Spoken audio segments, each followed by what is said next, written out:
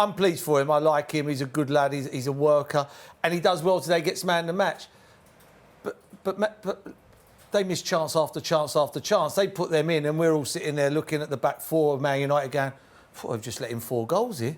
You know, and is that quick? It's that quick of a change.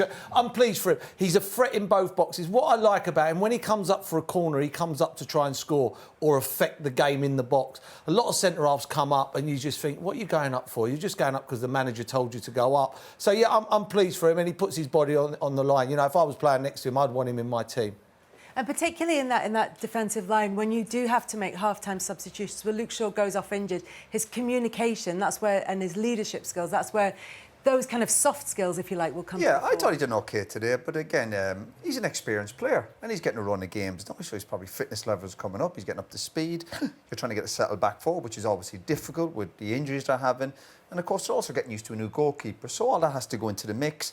But I thought he did all right today. Obviously, sometimes lads give a defenders man of the match because they've been a defender themselves, that type of scenario. Again, when you think of the chances it was nearly Dalla, it was nearly a right back. Yeah, it was going to be one of them. Yeah, it was definitely going to be a defender. Who did you think was man of the match? No big deal about that, but I'm just saying we're praising the defenders considering the amount of chances Villa had. But maybe more credit to Villa because they look sharp going forward and they missed the chances. But winning man of the match, the bottom line is no big deal. I think what's important for Maguire is he's getting games under his belt and he's getting back up to speed because he's a good, solid, experienced defender.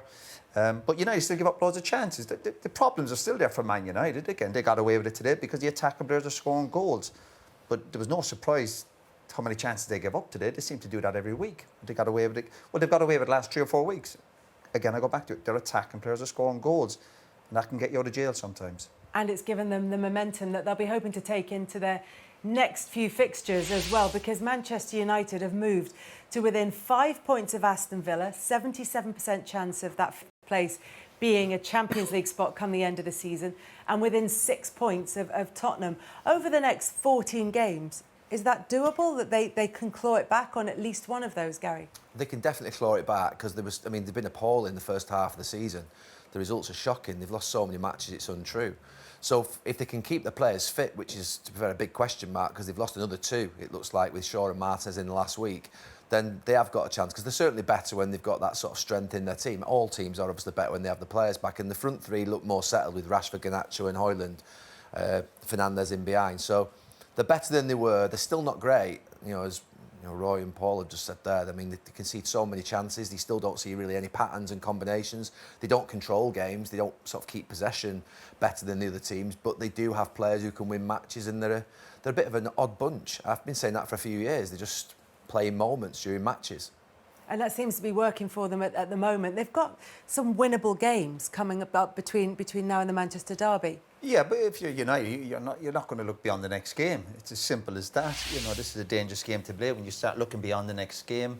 The key for me is, and I go back to it, the attacking players are scoring goals, and what they have, certainly above Villa at the moment, is that momentum. And if you're on the Spurs dressing room or Aston Villa and you see Man United coming up behind you, you're going to be worried. History will play a part. They've got the goals. There's games on there. I wouldn't look too far ahead. That's a great run of fixtures, but I mean, forget City. But in that next 6 games, no, I don't know how you can say it. It's a great.